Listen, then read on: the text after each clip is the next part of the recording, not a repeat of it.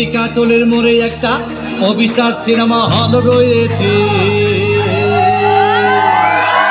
নাকি আর কন্ডিশন রয়েছে, আরে বলে নাকি আর কন্ডিশন রয়েছে, টিকাটলের মোড়ে একটা হল রয়েছে, বলে নাকি আর কন্ডিশন রয়েছে।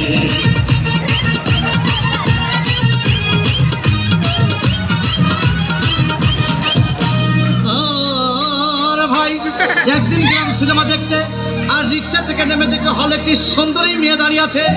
ওকে 10 টাকার টিকিট 20 টাকা কিনে নিয়ে কোনো রকম ভিতরে বসলাম। হঠাৎ দেখি পাশে চেয়ারে সেই মেয়েটি আমার পাশেই বসেছে। আরে টিকাটলের মোড়ে একটা হল রয়েছে, বলে নাকি আর কন্ডিশন রয়েছে।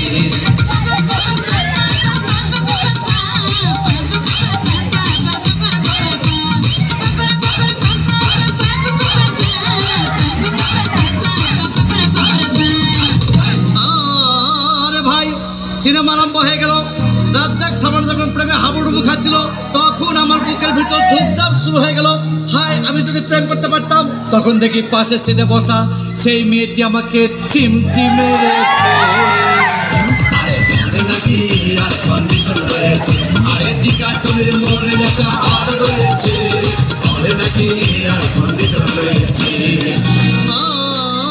আরে ভাই, সিনেমার অ্যাকশন তখন চরম। রাজ্জাক ভিলেন যখন ধূপধাম মারপিট, আবার সাবানা এসে রাজ্জাককে বলল, আমি তোমাকে ছাড়া বাঁচবো না, তুমি আমার জান। তখন পাশে সিটে বসা সেই মেয়েটি আমাকে ধাক্কা মেরেছে। বলে নাকি আর কন্ডিশন রয়েছে, আরে টিকাটলের মোড়ে একটা হল রয়েছে, বলে নাকি আর কন্ডিশন রয়েছে।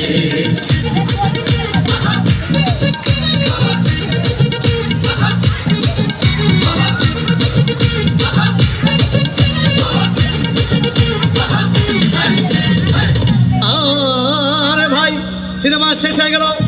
মেয়েটি আমার রিক্সায় চেপে বলল, ডার্লিং, খুব ক্ষুধা পেয়েছে, গেলাম মোস্তফা হোটেলে, খুব পোড়া কুমা খাইলাম। হঠাৎ দেখি বয় একটা 1000 টাকার বিল এনেছে। বিল না দেখে তখন আমার মাথা ঘুরেছে। আরে বলে নাকি আর কন্ডিশন রয়েছে, আরে টিকাটলের মোড়ে একটা হল রয়েছে, বলে নাকি আর কন্ডিশন রয়েছে।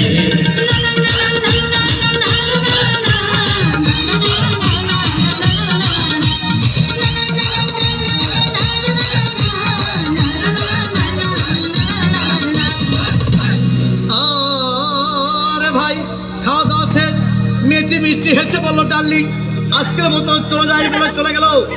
আমি বাড়ি এসে রিক্সা থেকে নেমে রিক্সা ভাড়া দিতে গিয়ে দেখি মেয়েটি আমার পকেট মেরে চলে গিয়েছে।